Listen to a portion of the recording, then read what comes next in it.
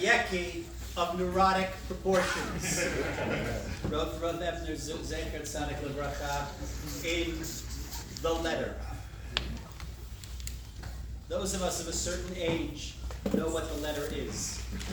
Those that were Zoket in Talmud in the latter years may have only heard legends, but the method that stood behind the letter surely was in place from beginning to end.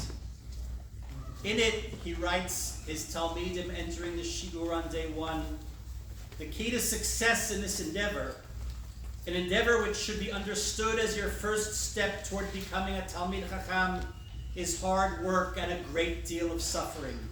There will be times that you feel very frustrated and despairing. That is the only way you can learn how to learn. Anybody who tells you anything else is also the kind of person who will sell you snake oil as an elixir for eternal youth. The thought of remaining in ignoramus should be sufficiently sobering and motivate your allocation of time to learning. Torah is about effort and sweat. It is not about reading books. Nobody sane would sacrifice the opportunity to experience the joy of real learning for the easy path of paperback Judaism. V'zeh kol haTorah kula al regel achat. If forced to explain what the Bravender method is, I can think of few better statements of what motivated so many people that passed through our yeshiva and then later yeshiva Eretz Tzvi and all of Reb David's many different endeavors than the ethos that stands behind his teaching expressed here in the letter. I am Jeffrey Sachs. Of the many zchuyot in my life, I had the privilege of being first his Talmid, then through some work in my life, a colleague, and ultimately a friend, because his capacity for friendship was without bound. Welcome to all of you for joining us here now as we begin the first Yahrzeit. Welcome, of course, to the family, to the Ebner family, the Teitz family, to his many colleagues who taught with him over the years that are with us. Of course, Bravender, Mrs. Bravender is here also.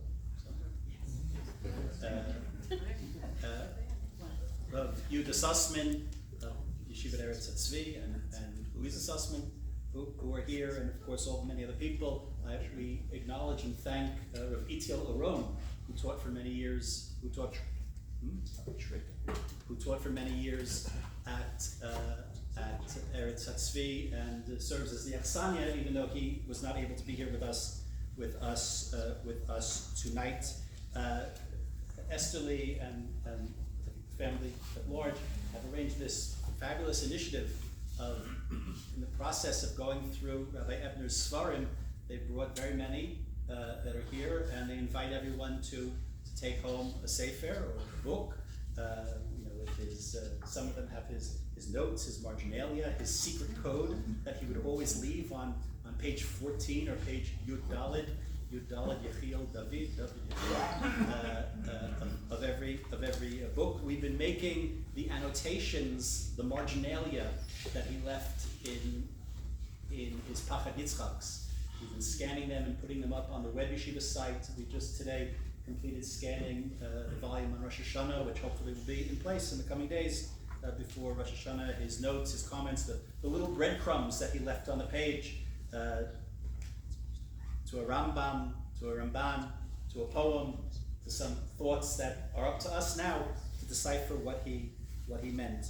Of course, we're very glad that so many Talmidim are here, Talmidim of Hamiftar, Talmidim of Eretz Tzvi. I think, if I'm not mistaken, this is the first time, and long overdue, that these two yeshivot, so linked one to the next, are gathering together in a cooperative program. Unfortunately, it's for the sad, but maybe bittersweet occasion of learning his Torah and remembering Rabbi Ebner. So To our younger brothers, the Talmidim of Eretz Tzvi, we, the Altakakas of Yeshivat HaMiftar, say we are glad to be together, learning together, and mourning together.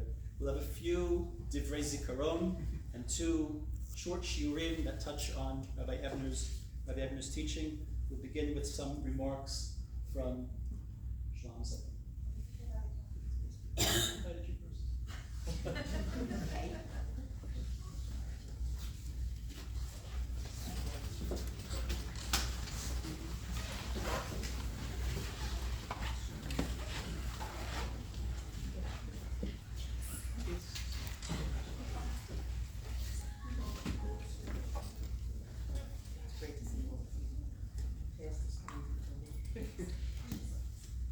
Ever since I agreed to say a few words to this gathering tonight at the Yahrzeit for my husband's first Yahrzeit, I've been agonizing over what emphasis I should place on my words and what thoughts I should share with you. Uppermost in my mind throughout this year has been the personal loss that I have endured. 17 years ago, when one of my daughters and her husband made Aliyah with their young family, it was very difficult for their 2 older daughters, who were only 6 and 8 years old. Although they had attended yeshiva day schools in the United States, adjusting to the culture, language, and the whole educational system was enormously challenging for them. I spoke to them every day. One day, after a few months, I asked my younger granddaughter, Asya, how did it go today? She answered, it's a little better, Rabbi. Today I only cried hard once. I suppose I could say the same about this past year. It has been unbelievably challenging. There is a constant sense of a tremendous void, one that feels hopeless and unfillable. The Gemara Masechet Sanhedrin tells us, Ein ish meis ela l'ishto, ein isha meisa ela l'ba'ala. There is something about the loss of a spouse that is uniquely devastating. Our children, of course, are reeling in their own grief. But Baruch Hashem, they have their families and the fullness of their homes. For me, when David left this world and joined the Olam Emes, our home became an empty shell. Whenever I go away, whether it's simply to run errands for a few hours or to spend Shabbos or Yom Tov with family, I come home and I'm struck anew by the realization that David will not be sitting in his familiar seat, learning from his sefer, or following the events of the world on his laptop, which can't happen unless he was in control of it. Studying Torah was one of my husband's greatest joys. I remember one time when he said to me with complete sincerity, I just read a Pachad Yitzchak, and it is life-changing. Whether it was a Rambam, a Pachad Yitzchak, a Sfas Emes, or any other Torah sefer, he would immerse himself happily in the pages. Learning was not simply something David did. It was one of the ways in which he experienced life. And yet it seems as though heaven is not moved by my rootless cries. Although I may not cry every day, my heart hasn't adjusted to the pain and the absence of the most wonderful partner and companion I could have had. David's intelligence, his vast knowledge, his humor, and his empathy made our years together a source of pure joy. I thank HaKadosh Baruch Hu that I was blessed to have that experience. I only wish we could have been blessed with more. There are so many yeshiva memories that remain colorful and vibrant. I remember staying in the Beit Haracha in Efrat so that we could be at Yeshivat HaMiftar for Shabbos and Yom Tovim. I remember listening to my husband and Rabbi Bravender, when he lived in me well, trying to determine who could be funnier, and more cynical. It was always a draw. And we were all very entertained. I also remember being at Yahrzeit when it was at 32 Yossi Ben Yezer and joining the boys as they were benching and singing, Hashem owes the Amoyitain, Hashem Yivarei Esemo Hashalom.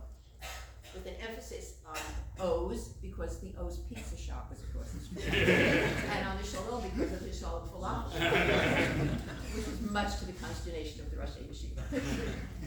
But they are much more significant and meaningful memories. Anyone who was in Yeshivat Eretz Tzvi for Yom Noraim will never forget when my husband was the Bas Fila for Musaf, when he sang, here's my son Akiva, excuse me. V'ye'esayu hakol le'avdecha v'yitnu lecha kesem v'lucha. The entire Beit Medrash became electrified. The excitement was palpable. David's rendition was so rousing that we all felt as though he himself were crowning HaKadosh Baruch Hu, while the students danced around the Amud. To quote Noam, the first time he heard it, Abba, you rocked the house. I'm sure that all of us who witnessed it still hear it and still sing it every year during Yom Noraim.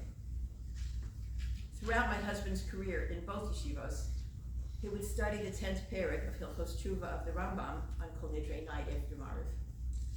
As with every shiur he gave, and especially this one, which I think yesterday and I know by heart, he was at turns entertaining and humorous, but above all, filled with depth and displaying his extraordinary capacity for love. And it was especially his love of Hashem that he wanted to convey and imbue in all of us. He would quote the Rambam, "V'ketzad hihava haruya, hu she'ohavet Hashem ahava gedola yisera azam ma'od, ad shetei nafsho kshura v'ahavas Hashem, v'nimtza shogeh ba tamid, ki'ilu choleh choli ahava. She'ein da'ato pnuya be'ahavat osa isha, v'hu shogeh ba tamid, bein b'shifto, bein b'kumo, bein b'shoshu ochel v'shoseh. V'hu she'shlomo amar derech mashal, ki cholas ahava ani. V'kol shir hashirim hu mashal le'inyan haseh." The Rambam describes a person who's always bound up in the love of Hashem and who thinks about that love constantly. And David would end the shiur by quoting Shir Hashirim with his own unique emphasis. V'im yitain ish as kol beso ba'ahava boz yavozula. And then he would simply walk away from the other.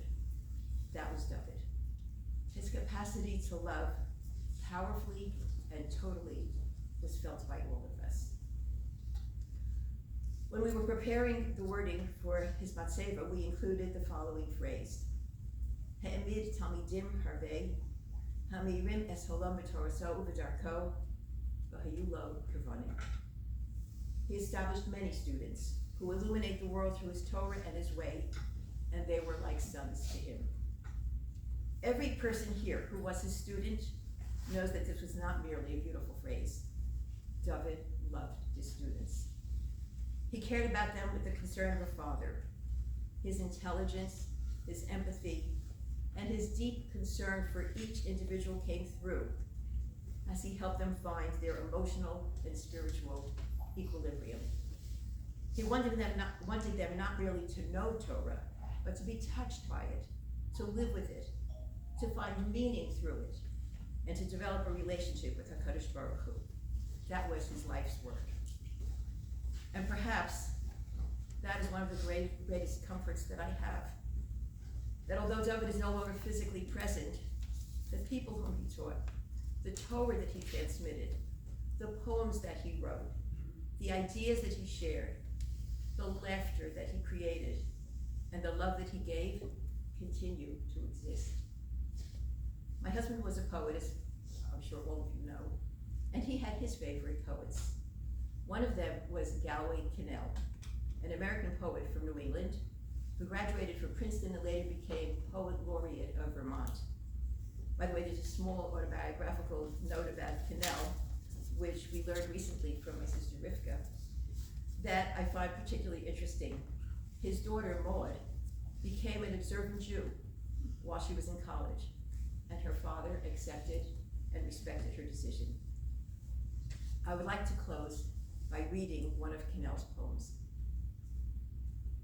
Those we love from the first can't be put aside or forgotten after they die. they still must be cried out of existence.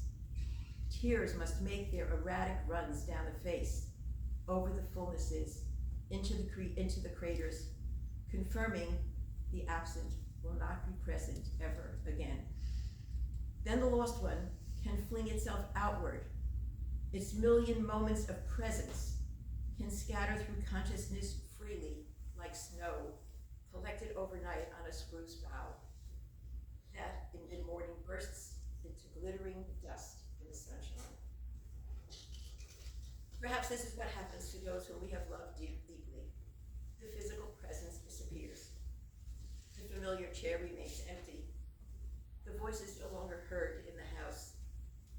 The person we loved is no longer present in the way he once was. But the million moments of his presence scatter through our consciousness. They live in our memories. They live in his children and grandchildren. They live in his students. They live in the Torah he taught. They live in the words he wrote. They live in the laughter he created. And they live in the love that he gave so generously and so completely. And so on this first Yahrzeit, I stand here with the enormous pain of having lost David, but also with enormous gratitude for having been privileged to share so many years of his life with him as his wife and partner. I miss him more than words can express, and I will continue to miss him. But I'm also deeply grateful for the extraordinary life he lived, for the Torah he taught, for the people he touched, and for the love that filled our home.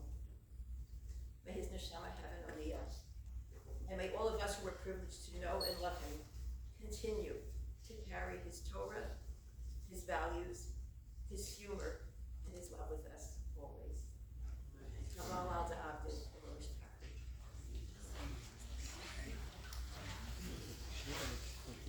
Apropos of the Rambam, you quoted Shalom Esel, remind people that the first collection of poetry, the Library of Everything, and there are a few copies available here for people that don't have, is dedicated to Moshe Lamis, who inspires Mashal, who is Mashal the Yahrzeit. The remark about the competition for Israel's funniest Rosh Yeshiva, which always came to a draw, is of course the second thing that we always think of when we think back to those heady days in Yeshiva Miftar, Efrat, for some older people in Yerushalayim. But I think the first thing that comes to mind, and I think we all, my wife always says, you're always romanticizing the yeshiva.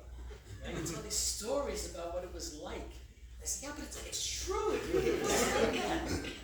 That in yeshiva, the teachers didn't teach, and the students didn't study. Everybody learned. Some people obviously were so much further along on that path, and others came in hardly knowing which end of the book to hold up. But were immediately drawn into that conversation of the learning. And the teachers were really there to engage us in that, and to engage each other in that, and to sit there. And the greatest, again, one of the great zchuyot of my life was to have been present at the Rebbe's table at lunch. The conversation, the arguing, the debate. Sometimes I think as I drive past the campus, if I put my ear closely enough, maybe it's still going on. There's an echo of it that hangs in the air. And of course, to my mind, there were so many people involved in that. Of course, you Rav Schrader, and so many other people, the older fellows that were in the yeshiva when I first got there as a youth. But of course, it was exemplified most by the relationship, the Chavrusaschaft, between Rav Bravender and Rabbi Ebner. So for some Divrei Zikaron, Rav Bravender.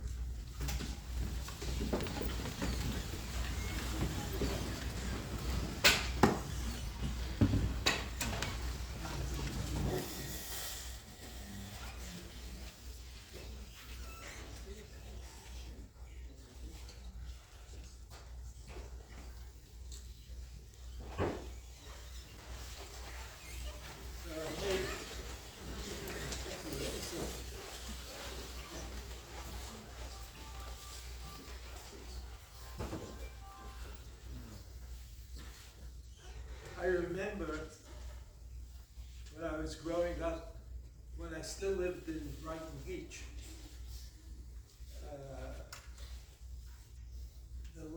the language of discourse was Yiddish.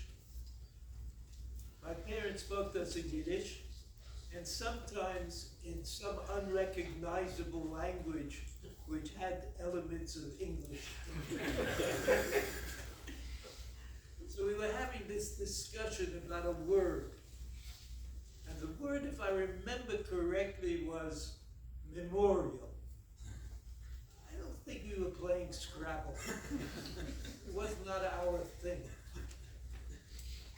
So my mother said, Yahrzeit. Yahrzeit. So we accepted that. After all, when your mother tells you a word, you listen. Yahrzeit. But then somebody asked, what does it mean? What is Yahrzeit? So I guess it means something like the day the year has passed. The day the year has passed. And on the Yahrzeit, we get nervous because the year has passed. And we know that memory is difficult. It's difficult for us to remember the things we want to remember, we should remember, and that would do us good to remember.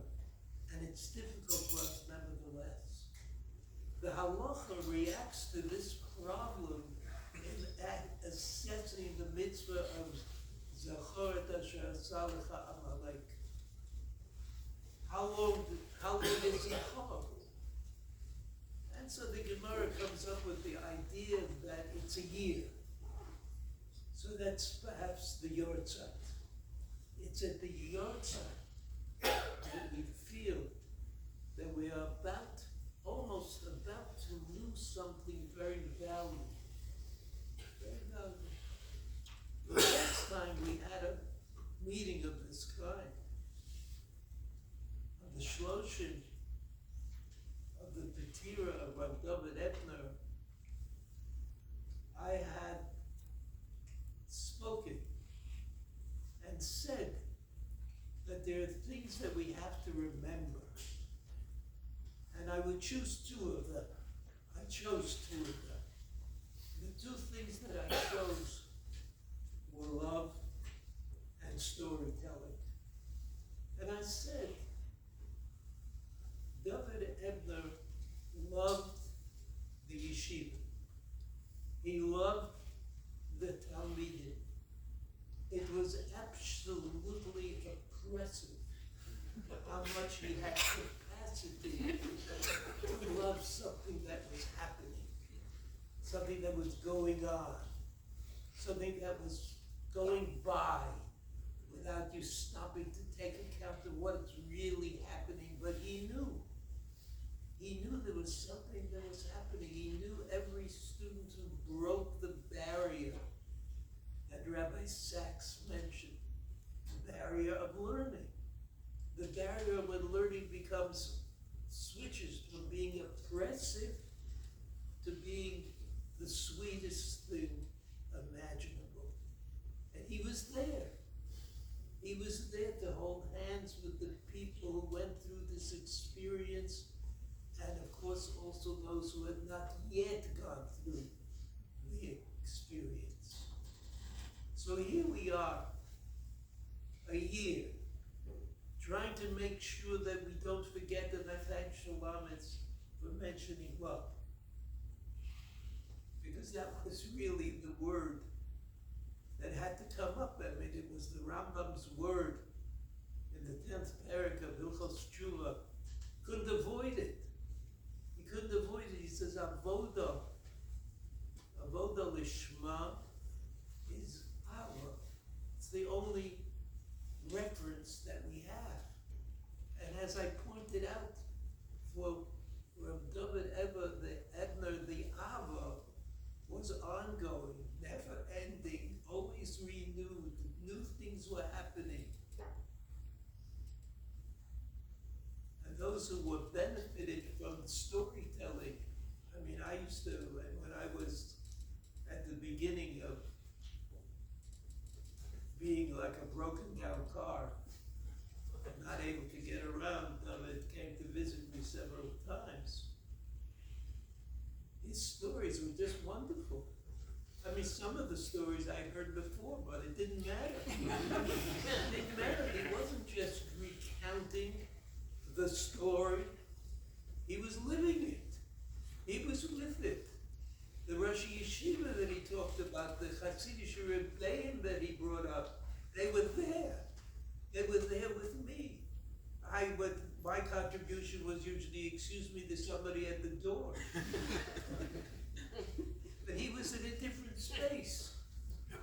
He was in a different space. He taught me something about reality.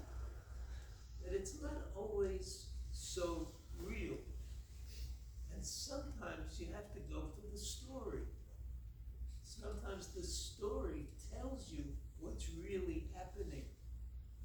So we talked about the love that David had. We talked about the stories that David said. And I want to point to a third matter that I add on today. And that was curriculum. Curriculum. That's a good word. Educators like it. They think they've done something if they have a curriculum. It's a strange idea to me, but each to their own, as they say.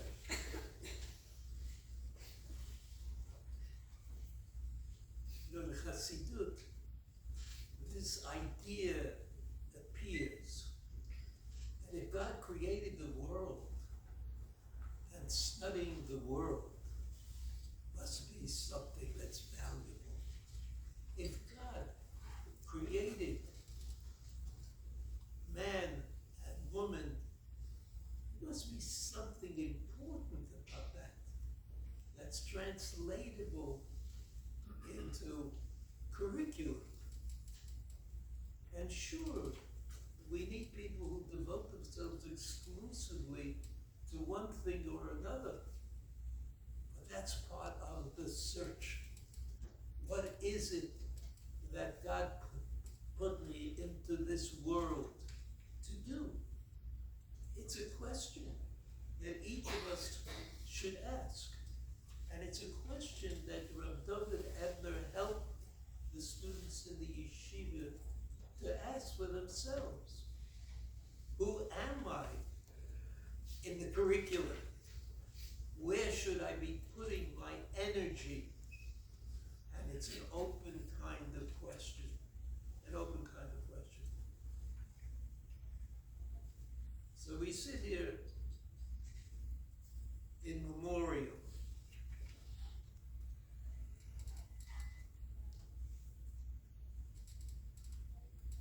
We remember because it's important to us. There's one more idea I would like to tell you.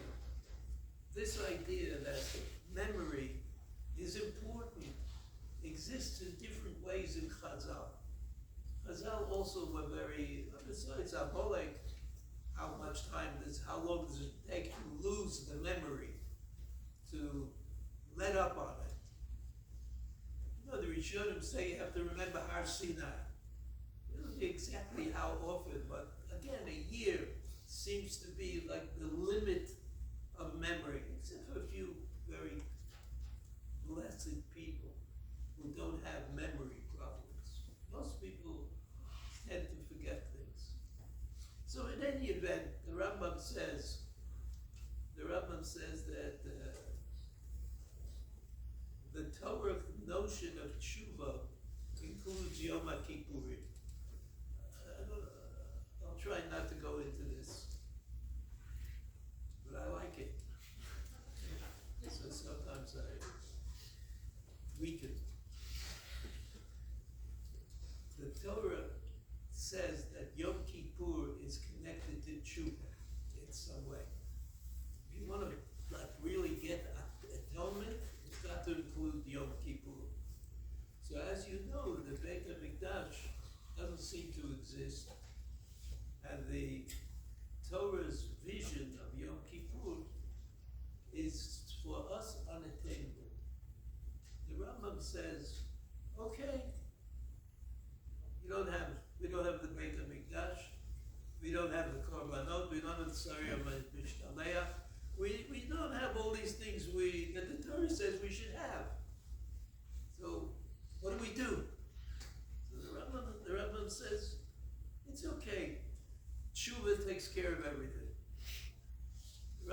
tshuva takes care of everything. It's so hard to understand. What do you mean tshuva takes care of everything? If you didn't need Sayera Mishtaleach, so why does the Torah tell you to have a Sayera Mishtaleach? There are other questions that people could ask a question like that. But the Chazal said, interestingly enough, he said, you know, the Korban Tamid Shalboker, the Korban Tamid Shalbein Arbaim, these two Korbanot that are given daily in the name of all of Am Yisrael, also achieve atonement for each of us. Achieve atonement for each of us. So we're missing it again. Where's the atonement come from? If we're missing the Sarah Mishtaleach, and we're missing the Korban Tamid. So Chazal gave us this idea to work with. I mean, it's like not that they tell us what to do. It's people think that, but I don't think that. They told us, take this and do something with it. Make it what it should be. And what they told us was that if you say the words, you've done the mitzvah. And the mitzvah is never erased from our capacity so that the Korban Tamid can be given if you read the parsha of the Korban Tamid in the morning. And tshuva will take place whether there is a Sayir Mishtaleach or not if you say the words that are necessary as we do at Yom Kippurim. I think that the poetry that was mentioned, poetry, is a way of using words. It's for people who run out of regular sentences.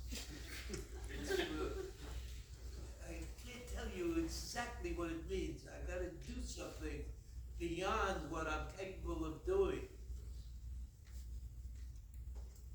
I'm not trying to denigrate prose. I'm just saying that it's clear to me that poetry is something beyond. It's something that Ebner, he couldn't help himself. I mean, it's not like something practical. You're going to do something and get it done, but poetry is an attempt to say what you want to say. It's a formulation that is not obvious. That's what it is. And so I would say that David Ebner, besides the love of the yeshiva and the students in the yeshiva, besides the storytelling, which I think was unique, there is also this attempt to formulate things in a particularly difficult way, which enabled him to think that people have an obligation to look into themselves to see what path they should really take.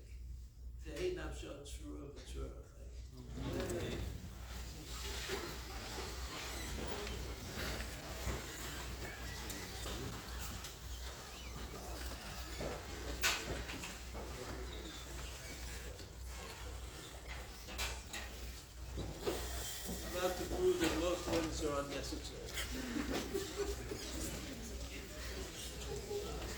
It is Elul. And as Rabbi Ebner would always remind us, even the fish are trembling. We thought it would be most appropriate to have two short pieces of learning in his spirit, themes and texts that so occupied him, that he so loved, and we thought it would be particularly a source of particular nachas ruach to hear some Torah from people that were very dear to him as colleagues, as students, as family. And we begin with Rabbi Yitzchak Blau, who of course is Rosh Yeshiva, Yeshiva Doraita, but before that did his Shirut Le'umi at Yeshiva HaMiftar for many years, where he worked alongside Rav David, becoming his nephew during that period. Rav Yitzi will teach a piece of Yitzchak on Tshuva. On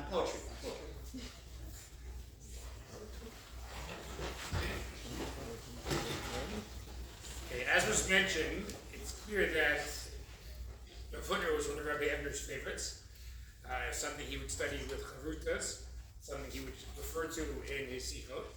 And I want to explore what drew Rabbi Ebner to Rav Hutner. I'll focus on the poetry most, but just two things before that. Obviously, Rav Hutner is a profound thinker, and Rabbi Ebner lots of profound thought. Secondly, Rav Hutner was an acute psychologist, which I think fits Rabbi Ebner also. Just to give one example, which I think is particularly appropriate.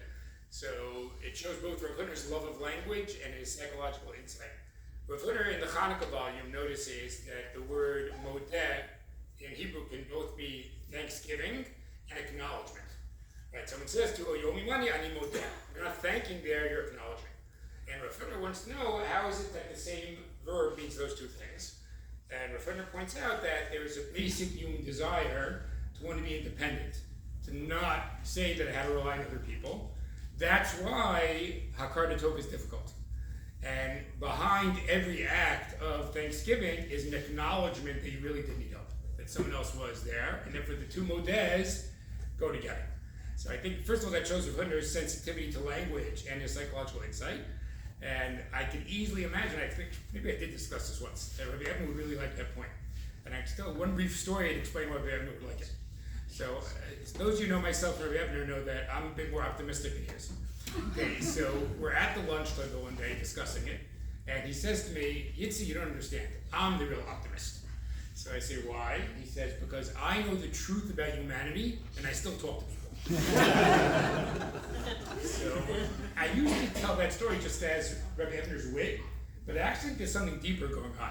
That's really true about himself, actually. That he had a very profound sense of the difficulties of being a human being, and such as it's hard to admit that you owe somebody something, and yet he was filled with love of humanity at the same time. So I'm no longer saying it as just a clever line. I think actually really reflects who he was. Okay, so that's number two. So the profound thinker and the psychological insight, but mostly, of course, the poetry. Okay, so I'm mostly going to talk about Rav Hutner's poetry, but just to talk about Rabbi Ebner for a minute. So obviously he published 3 books of poetry. Okay, I'm not going to read them right now because I thought other people would focus on the poetry. But even though he didn't do it that much, there is an expression of prose as well, which I believe my mother gets credit for actually. Because in the winter 1992 tradition, there's a symposium, and Rabbi Ebner's there. Okay, I think you got him to do it, right? Yes. Oh, good. There you go. So yeah, the world owes you. Okay, so Rabbi Ebner there, I'm just going to read one paragraph. Jeff, I think this is the paragraph you picked out for the traditional website. A lot of the piece is about the shallowness of American Orthodoxy. On the one hand, we do a lot of mitzvot, but the spirit and soul is lacking. The result of being robbed with a 6-shooter or a fountain pen remains the same. We are being conned out of holiness in the Disneyland shopping center and entertainment disco of America. But the con man succeeds because his pigeons want so desperately to believe that his brand of snake oil will be the elixir of wealth and eternal life. Can we be saved by checking for shatnez in our clothing while admitting it in our hearts? If Jewish history has generally been peopled with villainous goyim and is a nightmare from which we are trying to awake, our American dreams are those of Maimonides' deep slumber in the vanities of time, in which the yearly call of the shofar is an alarm set on the lowest volume. Okay, so too bad, Mom, you should have gotten to write more. Okay. But in any case, I think there you see his literary qualities and his erudition. Because I imagine a lot of people who picked up on the Rambam reference, right? Ur Yeshena Mishinatchem. I'm not sure how many people in the room picked up on the Joyce reference, right? There was a quote from Ulysses in there also about the nightmare that you're trying to awake from. Okay, and that's who David was? Okay. Now, let us go to Rav Hutner. So I like to say Rav Hutner is the poet among the Achronim. I guess the only competition really is Rav Kook. Right? It's not a long list. Okay, but I think Rav Hutner is the poet. And where do I see Rav Hutner as a poet? So I'll give the following 4 categories. Okay, number 1, if you read the volume of his letters, he often comments on the style of the correspondent. Right? He'll say, like in the famous letter about the broad life and the double life. So Rav Hutner says, he starts by saying, you know what I liked about your letter? Tochen hadvarim b'signonam aruchim b'tuv tam b'dah. He says, oh, you wrote with good style, I like that. He does that in several letters. I'm going to go out on a limb here and assert something which I haven't checked at all, but I'm going to assert it anyway. if you go through all of Rav Elchanan Wasserman and Rav Shach's letters, they never comment on the signon of the letter. Okay, I admit I haven't checked it out, but I guarantee. Okay, but that's Rav Huna is interested in the language of the correspondent. Okay, next, he had a sensitivity to language, about a precision of language. So I mentioned before the two usages of modeh. Just to mention two others, in the letters there's a piece where he says, oh, that's interesting. When we're talking about idolatry in Tanakh, we use phrases like Elohim Acherim and El Nechar. When we talk about it in Gemara, we use the phrase Avodah Zarah. But something shifted. In the biblical term, it is the deity that's strange. In Gemara time, it is the worship that's strange. And if it has an explanation for why this is true, I'm not going to get into it right now. Anyone can ask me afterward. But in any case, but that again is a language sensitivity not everybody has. Okay, in the very second letter of this volume, a Talmud wrote to him from camp, and he wrote that he's mishtashea b'divrei Torah. And Rav Huna jumps on the opportunity and says, it's good you use the word shashua. There's something about learning that's a shashua-like experience. Also a very profound one. Check it out. The second letter. But again, harping on language, picking up on exactly which phrase is being used. Okay, in fact, Rav Lichtenstein has a letter in Jewish Action by Rav Huna. It's only 6 paragraphs long, but it's really worth reading. I've always wanted to quote this phrase. Rav Lichtenstein says, what was Rav Huna? He was punctilious but not pedantic. Right? Nobody else would say punctilious but not pedantic. Okay, but I think it gets to this point that he cared about language greatly, but not to the extent where it was just like a technicality and irritating people, but leading to something much deeper. Okay, number 3. I think Rav Huna was great at thinking of mishalim, at thinking of parables, and I would say that not language, but there's a certain poetic spirit there as well. When Rav Huna wanted to explain something, right, certain imagery, certain parables would come to mind. So just to mention a couple of famous ones, Rav Huna wants to explain the difference between leading an integrated life and a schizophrenic life. So Rav Huna says, there's someone who rents a hotel room in an apartment. He is leading a double life. And somebody else rents a house with multiple rooms. He is leading a broad life and not a double life. So it's a very powerful idea, and I believe the imagery is really quite helpful. Okay, next, in another famous letter, Rav Huna is describing to the Yeshiva of Eastern Parkway boys why he would like to speak to each of them individually, but he's forced not to. And he makes a distinction there, and he uses the following mashal about education. He says there is a cook and there is a nursing mother. What's the difference between the cook and the nursing mother? The nursing mother gives of herself, of her essence, where the cook might give you a lot of good food, but it's extraneous to the cook. And Rav Huna says real education is not that you have this, abstract, inert information out there, right? You're giving of yourself, you're giving of who you are. That is the cook. And then Rav Huna goes a step further and says, and you can cook for many people at once. You can't nurse multiple people at once. And that's why the ideal education really should have been a one-to-one correspondence. But, we all have constraints of time, and therefore you end up speaking to a group. And we'll just add that I use this right now just to show his use of mishalim, but I think that mashal does fit Rabbi Ebner very well. That he was an educator, he was certainly giving of his essence. It was not something abstract and distant from him. And secondly, desire to meet every student on an individual level. There aren't that many Rosh Yeshiva who have so many individual chavrutot with their talmidim. Okay, in fact, I think the list will not get beyond 3, and I only do it because I saw Ebner do it. Okay, so that's again this care for the Talmud and focus on individual. Okay, so those are the mishalim. I'll just do one more. In the Purim volume, and I should mention this also, since Rabbi Tabori is here. So Rabbi Ebner was very, very close with Rabbi Tabori, and one of the things they shared was a love of Rav Huna. Okay, so I think I first heard this from Rabbi Tabori. Okay, in the Purim volume, there's a mashal about the difference between a sick person recovering and a depressed person recovering. And the idea would be that when a sick person recovers and he has a party, okay, so the party just commemorates the recovery, and therefore the degree of the party should match the degree of the illness that was recovered from. But when a depressed person recovers from difficulty, the party can have a limit, because every moment of celebration is part of the cure, right? It shows the person has gotten beyond the depression and they're able to have joy. That's why on Purim, right, I think we probably noticed, Purim's a bit wilder than other smachot. Right, usually we have, you know, to fulfill Simcha Yom Tov, have a revi'ah of wine. Right, a revi'ah of wine is not a game changer, even though luckily it is, but it's not a game changer. Okay, but on Purim, of course, we go out with much more wildness. So again, Rabbi would say that's why.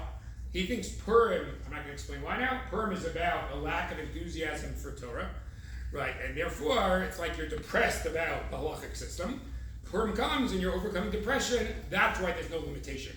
As opposed to Yetziat Mitzrayim, which is as great as it is, right, it has a measure. You can have an appropriate and matching celebration. Okay, I'm now going to get to the fourth and last category. Just going to review for 1 second. We've seen Rabbi's poetry and his commenting on the style of the correspondent.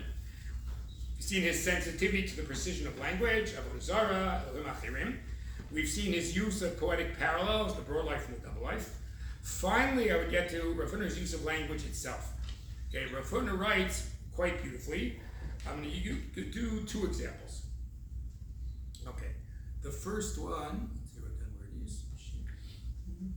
Okay, somebody had apparently sent Rav Hutner a sefer. I guess the authors like to send their Spartan to famous rabbis. If anyone wants to see this, it's letter Reish Nun Gimel. So someone had sent Rav Hutner a sefer. And Rav Hutner wants to write a thank you note. But it is not going to be just any rabbinic thank you note. Okay, Rav Hutner says as follows. Ho'il l'chaveni, b'pri hadar shel pardes haTorah shalom. Very nicely you honored me with a fruit from your orchard of Torah. So already in the metaphor mode. Right? Oh, very nice. You have an orchard of Torah, and your sefer is, as it were, the pri. You've given me a fruit.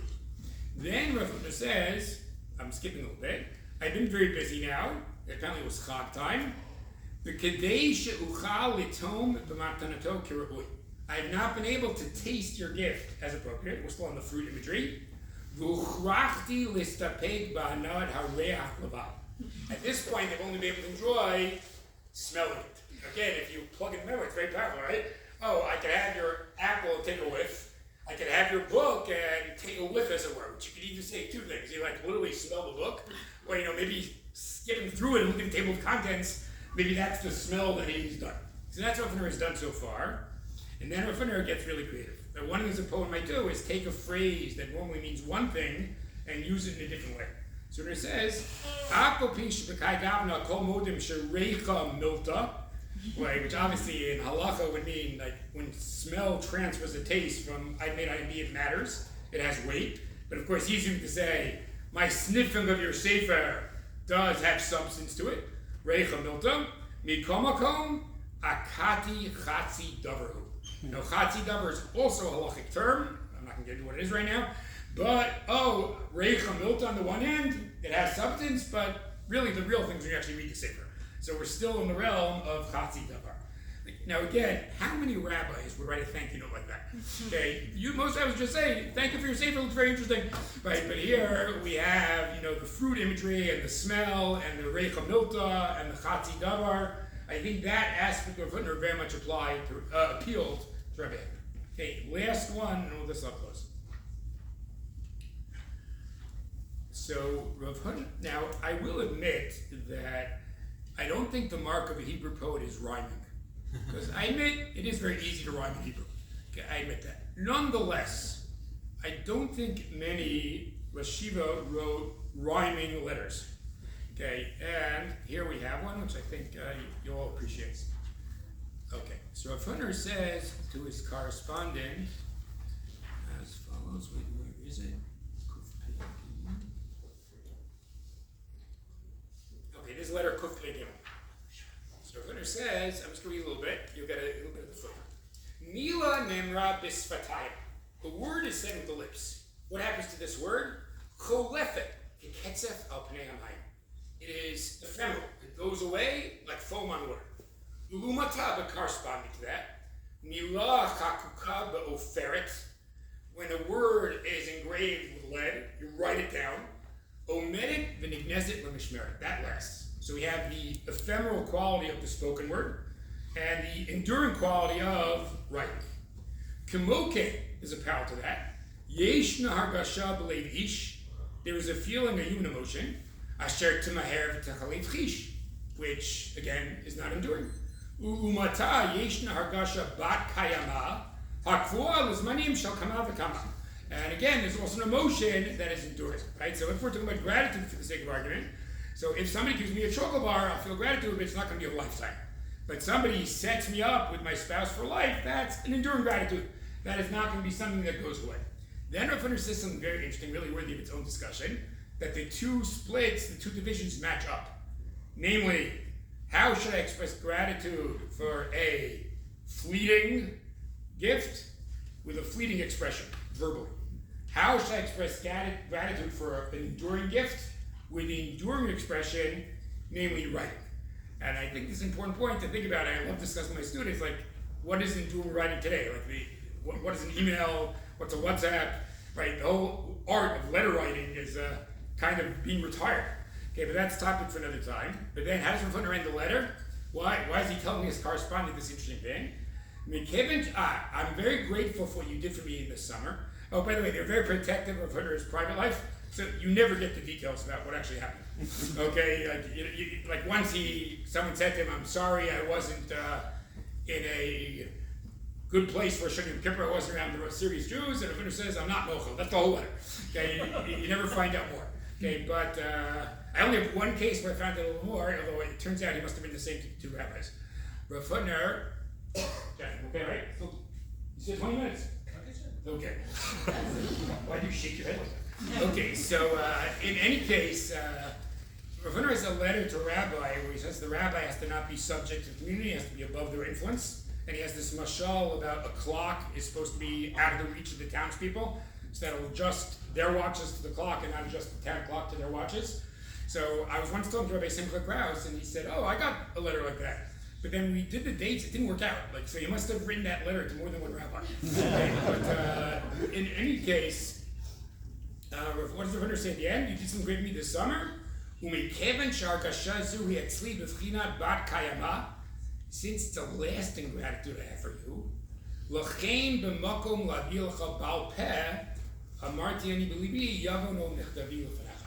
that's why I'm writing to you.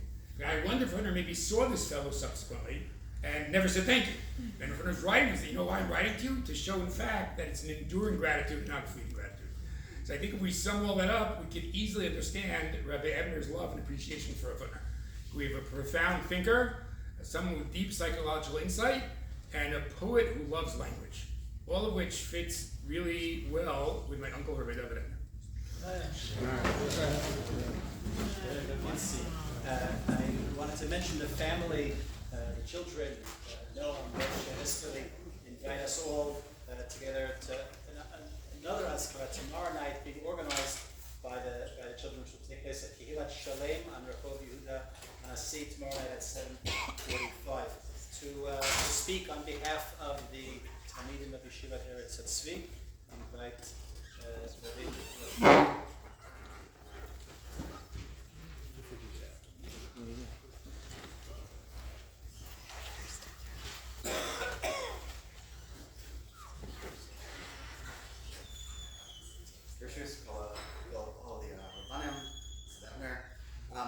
I want to start by saying that I'm tremendously grateful to be speaking here this evening.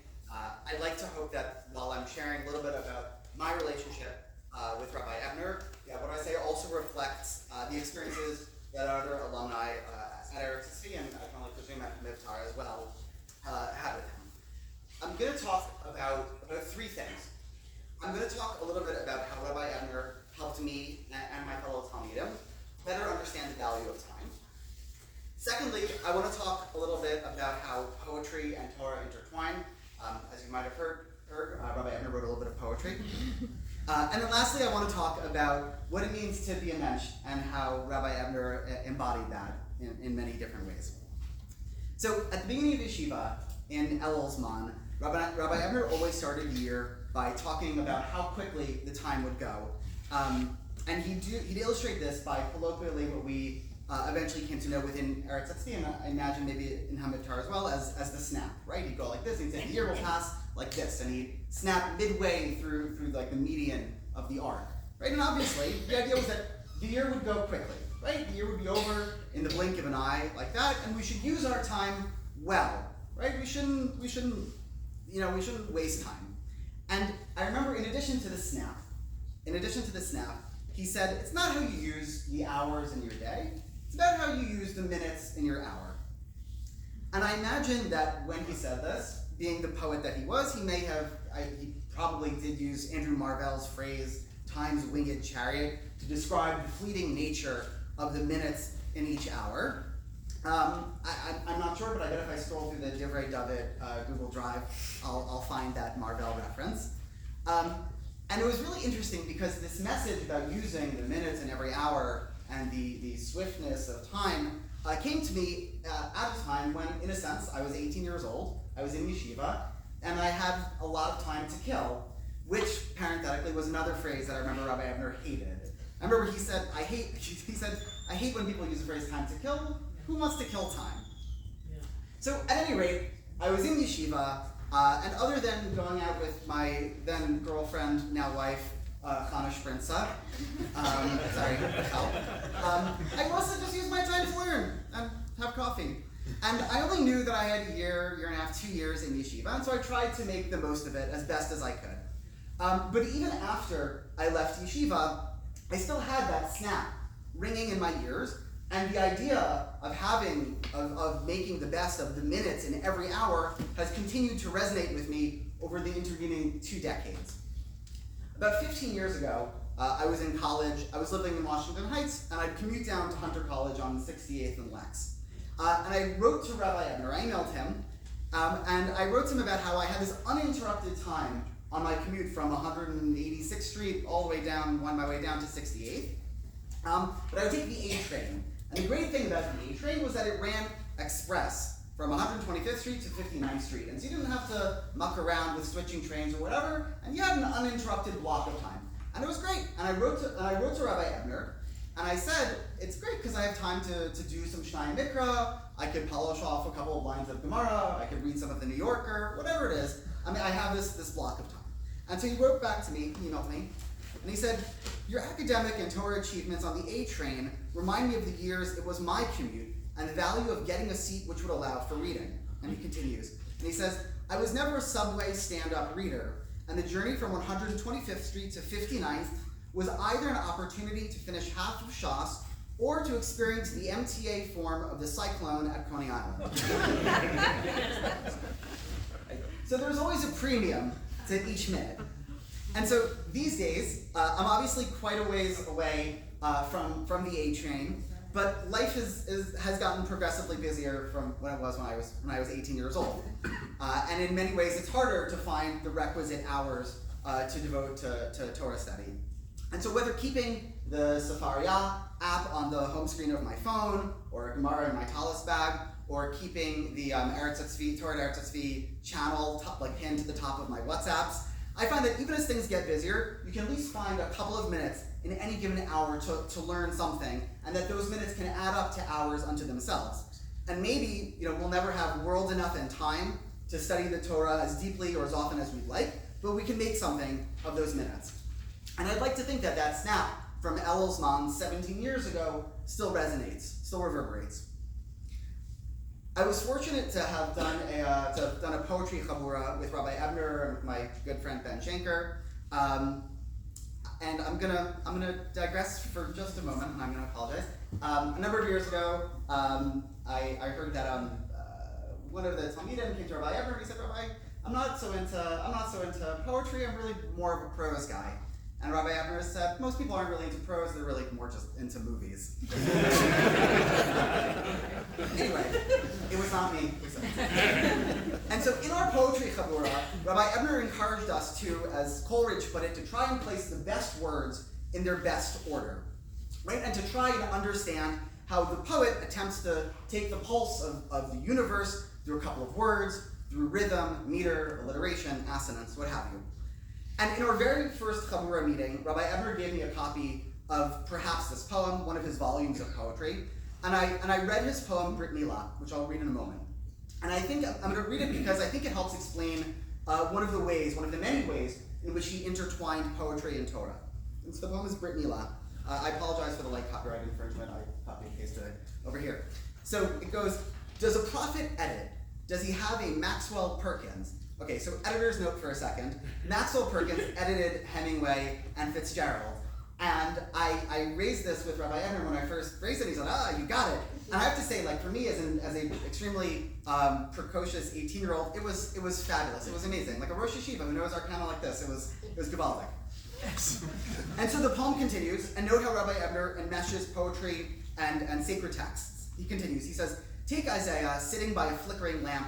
Did he cut and cross, paste and proof, listen to alliteration, rehearse rhythms, recite rhymes to shape a wordless vision, or fully formed, is prophecy a poem born circumcised?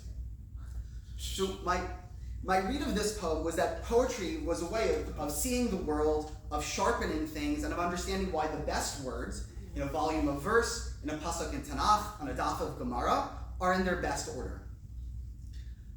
So a couple of years ago, Rabbi Ebner gave a vort on Chamishi of this week's Parsha, Kisavo. And specifically, he talks about the pasuk, Aror asher lo yakim et divrei haTorah, zot lasot otam. Right? Whoever doesn't uphold the teaching of the Torah, they're cursed. So he asks, what does lahakim mean? And he quotes Rashi. And I'm not going to call it a famous Rashi, because Rabbi Ebner always said, there's no such thing as a famous Rashi. Not everybody knows every Rashi, there's no such thing as a famous Rashi. So anyway, this not famous Rashi says, you have to know Torah, and you have to do all the things that you're supposed to do. Rabbi Ebner then quoted the Ramban, who said that Lahakim is referring to the guy who does Hagbah. As you can tell by my build, I'm not usually the guy who does Hagbah, I'm more of a Glila guy. Right, so Lahakim is about the guy who does Hagbah. They need to lift up the Sefer Torah and show it around to whoever's in the shul, the men, the women, the children, and they're in the shul, and this is what we do. And the Ramban ends by saying, with his explanation of Hagbah, by saying, B'chein nohagin, this is our minhag, this is what we do. So then Rabbi Ebner went on, and he quotes the Gemara in Makos, Daf Chaf Bet, Amud Bet, where Rava says, Kama tafsha shari insha, tekame mikame sefer Torah, velo kame mikame gavra Rava. Right? People are silly. People are silly sometimes. They stand up in front of a sefer Torah, but they don't stand up in front of a great person, a gavra Rava. And so the Gemara continues, and it says, what's a gavra Rava? It's a Rav who understands the Torah in such a way that there's more chesed in the world, right? That learning of the Torah brings a greater quantity of chesed into the world. So yes, there is what's written literally in the Sefer Torah, and you need to look at it, and you need to stand up before it, but you also need to stand up before a Gavra Rabbah, what Rabbi Ebner called the embodiment of a Sefer Torah. And one is supposed to stand in respect and awe of that kind of person. He then goes on, he quotes the Rambam, Parakei Hilchot Yisarei Torah, who said that you can have a Talmid Chacham who doesn't act with respect toward others, who is not a kind person, and this is a Chilul Hashem. And then, on the other side of the coin, you can have somebody who's generally kind and pleasant with other people. And basically, Rabbi Ebner, he called it a Yiddish Ulpan. Right? He says, you have to be a mensch. Be a mensch. And it's interesting to me, in the recording that I listened to, he called this Ramban beautiful beyond words, which stuck with me. Basically what he was saying was, he says, the drash on the Ramban is this, is that when the Ramban says, V'chein nohagin, when people look at us, right, when they look at the Torah, when we live our lives, we should be living Sifrei Torah, we should be menshes. So I remember 4 years ago when Rabbi Krauss, Alav Hashalom, passed away, and Rabbi Ebner gave one of the Hespedim. And he said something that really touched me at the time and has kind of reverberated in my head over the last few years. He said, of course, that Rabbi Krauss was a tremendous Talmid Chacham and a Gadol. But he also referred to Rabbi Krauss as the nicest man in all of Jerusalem. And I remember he said it twice. He said he's the nicest man. He was the nicest man in all of Jerusalem. Like the Ramban said, V'chein nohagin, we should be a mensch, we should be a nice person.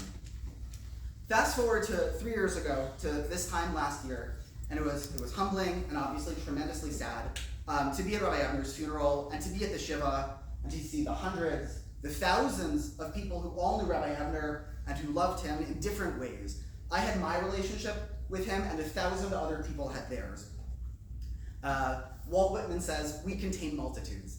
And Rabbi Ebner, like all of us, contained multitudes two multitudes of people. He was the Rosh Yeshiva who snapped at the beginning of the year to saddle time's winged chariot. He was the Talmid Chacham who challenged us to learn better, to learn deeper, to learn whenever we could. He was the poet who put the best words in their best order. And he was the Gemara's Gavra Rabbah, who embodied Torah as a means to spread chesed. And he was also probably the second nicest man in Jerusalem.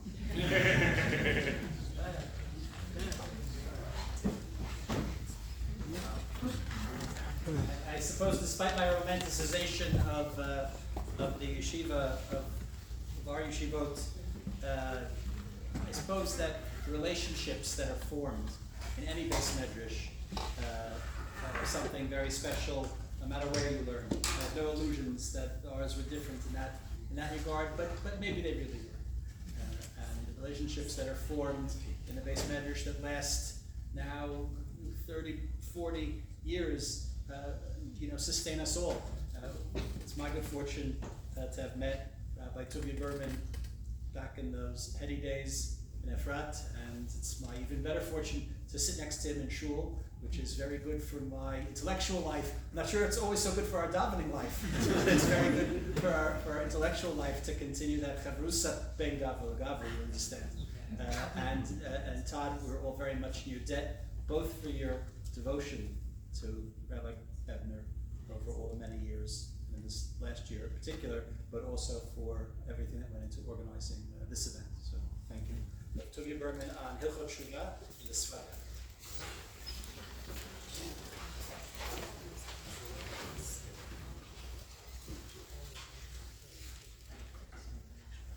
I was giving a shear. That was the deal. So I actually have macro sheets. The shear won't be as long as macro sheets.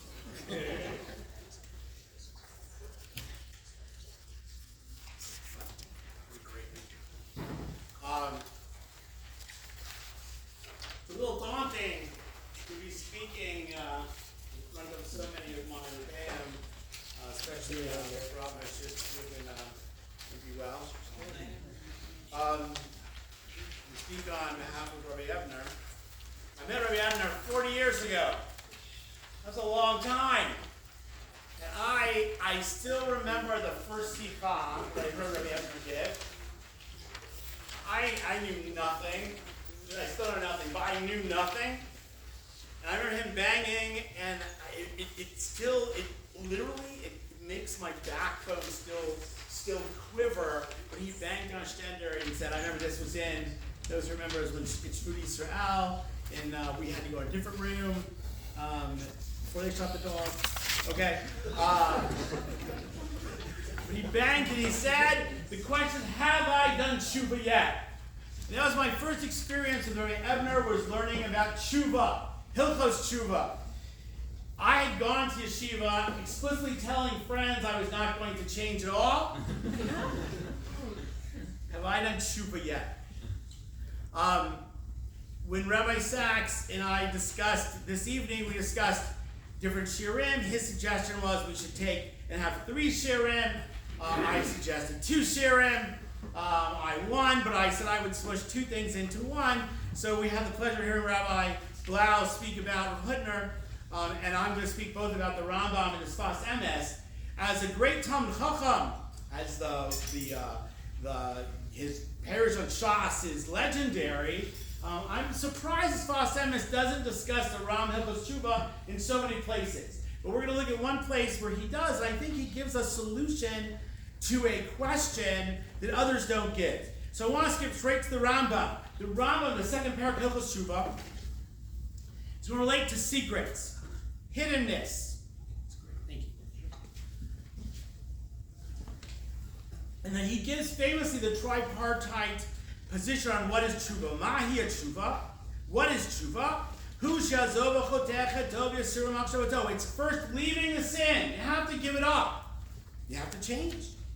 And decide you won't do it again. Beautiful pasuk from Yeshayahu. So giving up the chet. You have to have regret on the past. You have to say, I'm not going to do this anymore. And furthermore, I feel bad about what I did. Remember, Amital once complained, not enough people think that way. They might say that's where I am, but they don't regret where they were. Shneamar, as the pasuk says, Hicharei shubi nichamti, says the pasuk you know. And then we're going to get to the riddle in the Rambam. V'ir alav yodea ta'alumot. The one who knows secrets. I put on the top of the page the verse of Adon HaSalichot, which my kids will tell you I listen to all the time in this season. It's not the classic one that is sung in Sephardic congregations, but the one of Chanam ben Ari, where he says, Adon HaSalichot yodea nistarot. The one who understands hiddenness. There's something hiding.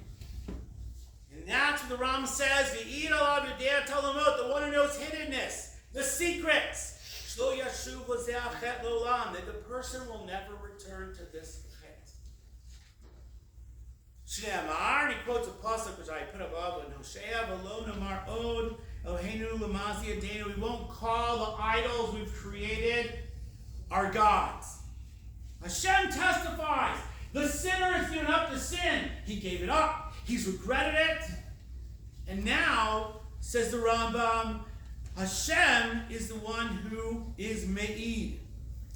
Rabbi Soloveitchik points out, and it really is everyone, it's really the Lechem Mishnah. The Lechem Mishnah posed a problem with the Rambam, at least the way he saw it. He says the following: what does it mean that God says you won't return to the sin? How can that be? Because Baruch Hu announces that you, the sinner, cannot do it again, then you can't do it again. How can you do it again? Then you've lost your kosher. Look what the Lechem Mishnah says. Umahi tshuva she'atzova chotek. What's the Rambam?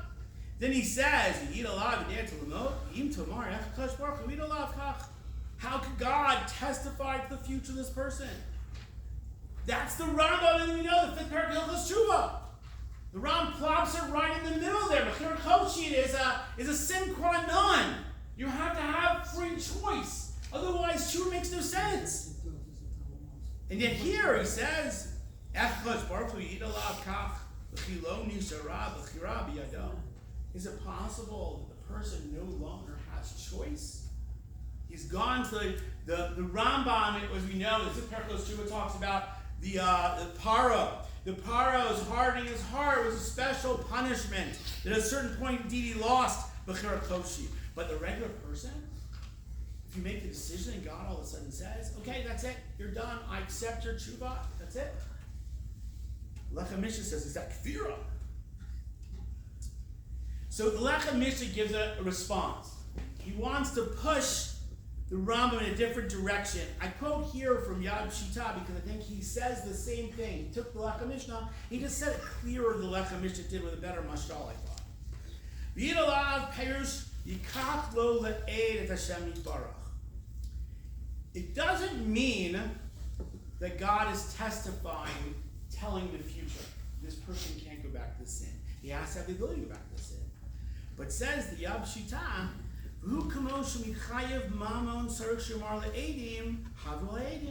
it's God is testifying on his behalf. He's standing there, and he will be the one who watches what happens. He gives an example. He says in regards to money, if you testify you're going to do something, pay someone money, if it's in front of witnesses, you still have a choice. But the witnesses make the commitment stronger. If there are no witnesses, you can escape. I never said it. I was just fooling with you. I didn't mean it. No, Akash Baruch Hu is Me'id. So it's not that God testifies you can't do this in the future, but God is your witness that you have changed, that you're trying. That's the classic two answers. The Rav quotes this, as I said here, Rabbi quotes this. The Lechem Mishnah is the one who started, but I think the Sfas Emes is going to turn it a little bit differently. I think. You can tell me if I'm wrong. What I think. So, The Sfas Emes is based on a Psikta Rav Kahana. It appears in two places, Psikta Rav Kahana, and also appears in Psikta Rabati, which is a little bit later, but Psikta Rav Kahana is clearer. And he's going to base his understanding of the Rambam on this Psikta. So let's read the Sfas Emes, so jump right down to the Sfas Emes. Midrash Psikta. In the Psikta it says, quoting the Pasuk, well, go back to Psikta. Psikta, Amru Yisrael Yifnei HaKadosh Baruch Hu. Am Yisrael say to Hashem, Rabbono Shel Olam, Im Osim Anu Tshuva, Mimid Aleinu, who will testify on our behalf? Who will be there for us? Amar Lehem, L'Ra'ani Na'aseh Lechem. Quotes the Pasuk, I will be your I will a person testify against you if you do wrong, V'karafti Alechem L'Mishpat, V'di'ed Maher, and I will testify against you. So he says, L'Tova Eini Na'aseh, can I not stand on your behalf to testify on your behalf? So here comes the Sfas Emes, and beautifully, that one of the elements it seems in Chassidus is to take certain notions and orient them psychologically, and that's what Sfas Emes is going to do. Like Chassidut, but he's going to reorient them psychologically. I feel bad. Rabbi Leshem is here. I don't remember. It's the first year as an Hamivtar. I actually was in a shir with you. You gave a shir. You were in the kollel. You gave a shir, and then we started talking about Sfas Emes and Chassidus in your presence. It's a little daunting, but in any event, it's fun. It's fun. You can hear Rabbi Schrader's here. Rabbi Sussman, who's Rosh Yeshiva for so many years, 23 years now at Eretz Tzvi. It's been such a bracha. Was also my Rosh Kollel. I learned Smicha from, and obviously. Rabbi Schrader, who I owe so much to, it's such a wonderful experience. Besides friends like Rabbi Blau and Rabbi Sachs and so many others, and then to have a student, David Leshaw, say it so beautifully. It's like the generations and generations and generations. It's so beautiful. So the Sfas Emes says the following: Shehu Mefaresh. He quotes Psikta. Psikta says, he explains a lashon edut ayin sham. Everyone wants to do the right thing. So Sfas Emes is positive. Everyone wants to do the right thing. Everyone wants to do tshuva. Rav Kook says tshuva is the easiest thing in the world. Gemara, right? I do. It's here, right? Tshuva. That's tshuva. If you think you have tshuva, you've done tshuva, right? That's it. But go find someone who did it right instead, so you can really do it. And that's our problem, says Sfas Emes. Everyone wants to do it. Hashem Yisparach Bochen Libot V'Klayot, and God who knows our insides. V'ta'ad Shlo Notra Machshava B'Lev Hashem Barach Makir, and he quotes a Midrash Rabbah. God knows you better than yourself. What's the problem? Yodea Ta'alumot. The problem is we want to do tshuva, but we're scared we can't. The great fear is that we can't change. How many times it comes to Yom Kippurim, and the next day, some Gedalia, we have to fast because he knows what we did wrong. We say, beginning of davening. Do we believe in ourselves that we can achieve? This Sfas Emes says, it's you. You think you can't? You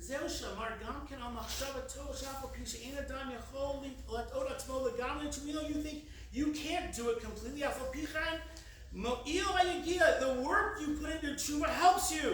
And then he quotes one of the Ram in the next line.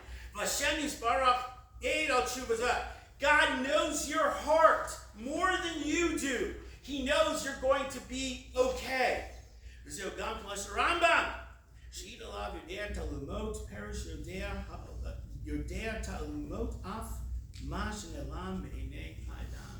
Even what you don't know about yourself, God believes in you. We don't believe in ourselves enough. Tshuva requires us to believe we can do it. We can be something else. There's secrets in the heart we even keep from ourselves. Right? Ebner used to love to quote the whole B'shishka school, depends on who you ask, who said it. He used to always say, you can fool people around you. Maybe the only person you really fool is yourself. You hide from yourself, l'ra. You can hide from yourself with tov. The Sfas Emes says, God's there for you. When you fall at the hands of the Sparko. God is there. There's secrets in the heart that we don't even know. I heard Rabbi Ebner say many times something that I didn't always understand. said, we know that David HaMelech wrote Shir HaShirim when he was a young man. Chazal say that. Shirim. What? Solomon Melech. Chazal don't say David HaMelech wrote it. Solomon Melech wrote Shir HaShirim when he was a young man. And Kohelet, which we're going to say, we read on Sukkot, when he was a cynical older person. Mi yodea what's in the heart. Rabbi Ebner used to say that's not true. He used to say that Kohelet was the young, angry young man, the jaundiced young man who looks at the world and critiques it. It's only when you're older that you can find your real beloved. Only when you're older can you say Shir HaShirim. I spent many days with Rabbi Ebner and Mrs. Ebner in the office together for years, and it was so clear what he meant. You can only find your love because in your heart you don't always understand everything, but sometimes when you're older, you touch upon a Kadosh Baruch Hu lets you see that spark. See that spark of older love that lasts forever. That was a precious element for me. I learned from Ebner so much. I learned with him Bechabruta when I was in yeshiva. When I was a yeshiva bachar, I learned with him when I had the privilege of being a colleague. In many ways, he actually convinced me to join Yahrzeit. We had a long talk about it at his house. I remember I wasn't sure what I wanted to do when I came back from America, and so many things. But there was nothing as precious as those moments I spent with the two of them. We still have a WhatsApp. We had a WhatsApp of the things that the three of us would talk about, especially like how bad American college students are and things of that nature, which they always agree with me when I say, "Oh, see," but the love, because there's so many things that are hidden from us. I think the Sfas Emes wants to say, it's okay. It's okay. The things hidden in our hearts, and Kadosh Baruch Hu is there to touch your heart. The Kadosh Baruch Hu is one who will make it for you. You can come back to Kadosh Baruch Hu. You can do tshuva. So you haven't done tshuva yet. Hashem says you can.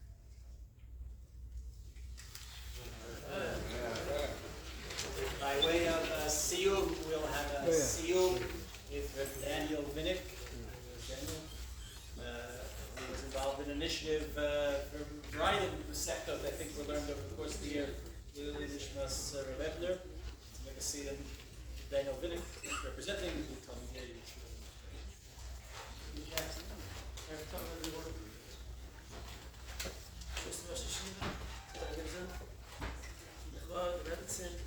כבוד משפחה, רבנן, וחברינו. It's a distinct privilege to be here tonight, to be Messiah. Seder Taharos, L'chol Nishmas Rin Rabbeinu, Rabbi Yechiel, and Eliezer, Rabbi Ebner. Zechon Tzadik L'rocha. Before we get started, it shouldn't take too long. Like Jeff mentioned, a number of other Talmidim took upon themselves the great zchut to learn different mesechtios from Shas in Yichus and Nishmas Rin Rabbeinu. I'll just mention them quickly. Benny Plensner learned took on to learn Meseches Psukim. Simcha Landau took upon Meseches Sukkah. Jeremy Schnidman took upon Bava Kama. Jeffrey Schrager took upon himself to learn Sanhedrin. By the way, even if you haven't finished today, you'll still have opportunity to learn into the future. We didn't give it a set day here. Yitzchak Rappaport, Rabbi Yitzchak Rappaport took upon himself to learn Meseches Makos. Rabbi Amichai Tzipor took upon himself to learn Meseches Zvachim. Mordechai Rakaber took upon himself to learn Meseches Menachos and Beita Yerushalmi, Kol Kavod.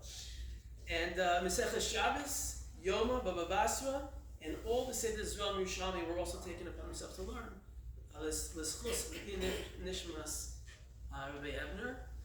And B'siyat L'shmai, we should be zochet to continue Mishana Shana to learn his Torah, but also to go weiter in our own learning in his zchut.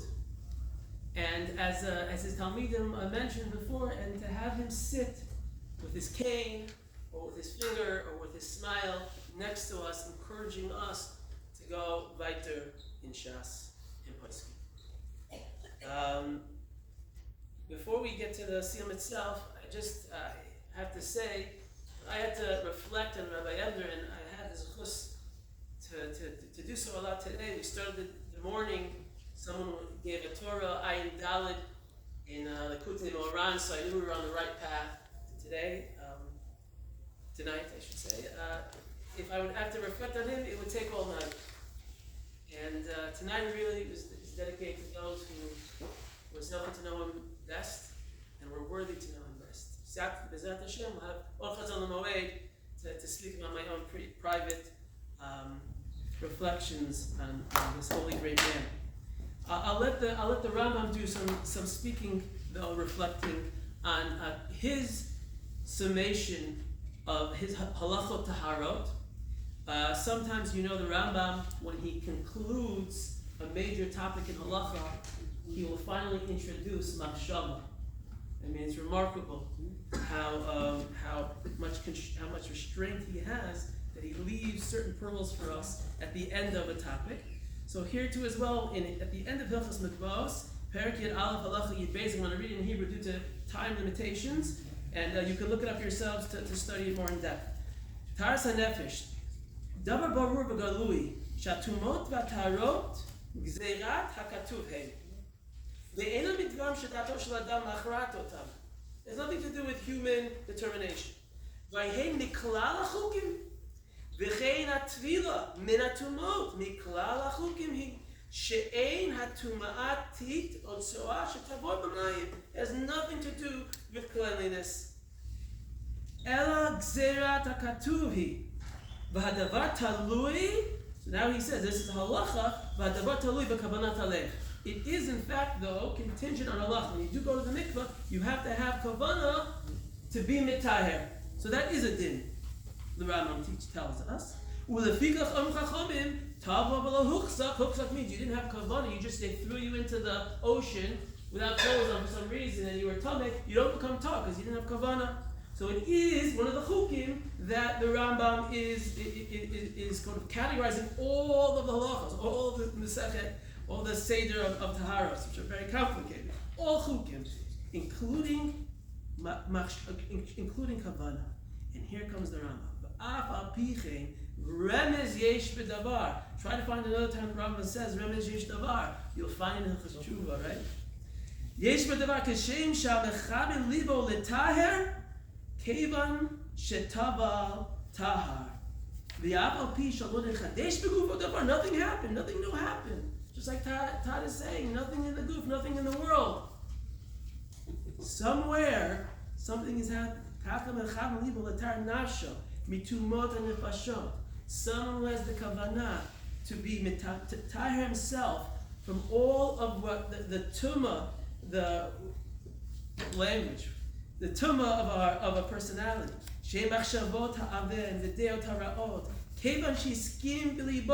Lifrosh me'otam ha'etzot ve'hevi nafsho b'mei hadeyot tahar.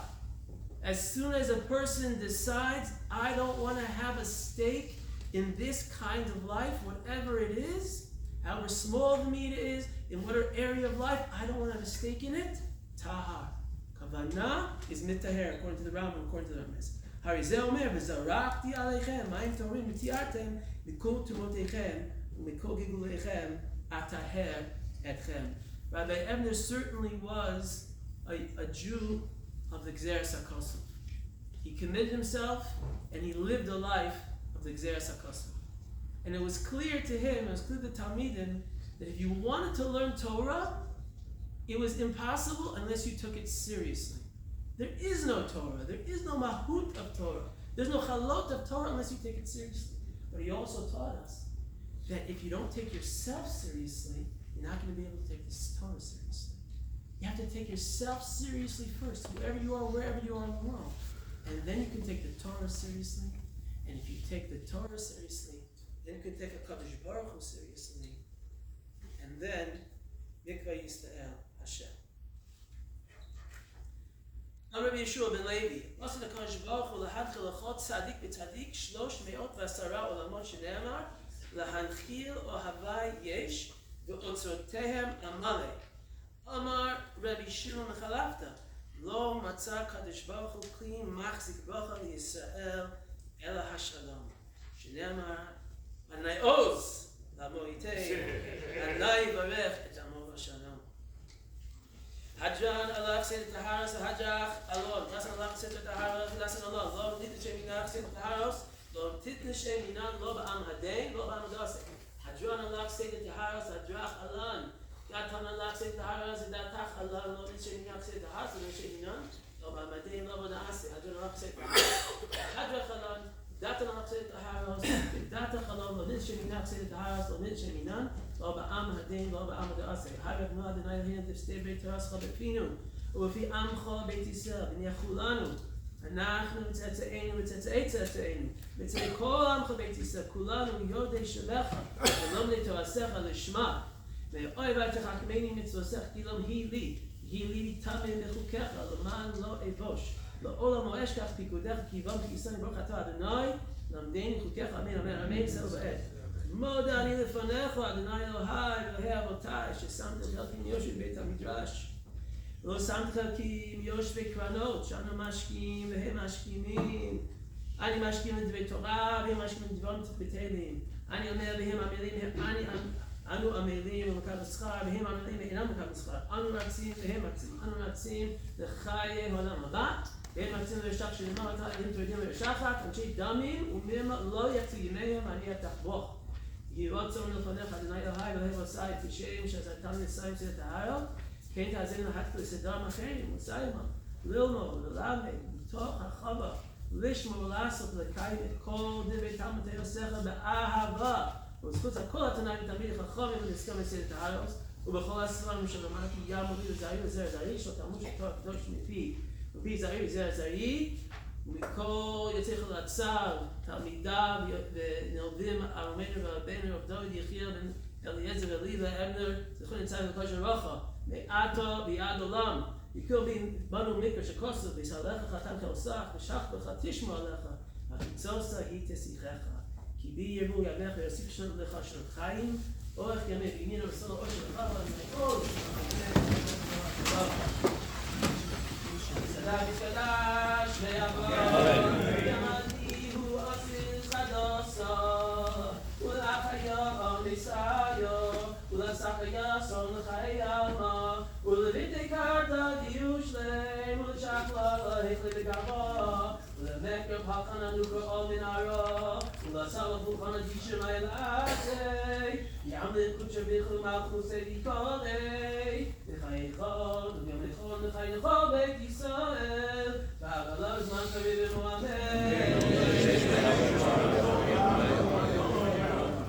יהי שמם מבורך עולם עמל מעיו, ישבח וישתבח ויספק וישמח וישתעשי, ויסעדו ויסעלה ויסעלוש מדקודשא ביכו, אלוהים כוחו ושירוסו, תשבחו ונחמוסו, דמיון מיומם ומאמן, על ישראל רבנן, לתלמידיהם, לכל תלמידי תלמידיהם.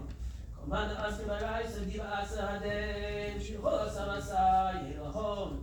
ונשלום הרב, וכן בחיסר רחמין, חיין אביכם, זרים אביכם, ופקדם ינקדם אבוהו, דבשמיא למועמד. ושלום אמן שמיא, וחיים טובים עלינו, כל ישראל במועמד. עושה שלום בבניו, ויעשה שלום עלינו, הכל ישראל במועמד. I am sailing to Tarshish, having booked a sleeping berth cabin on my dream vacation, an endless journey.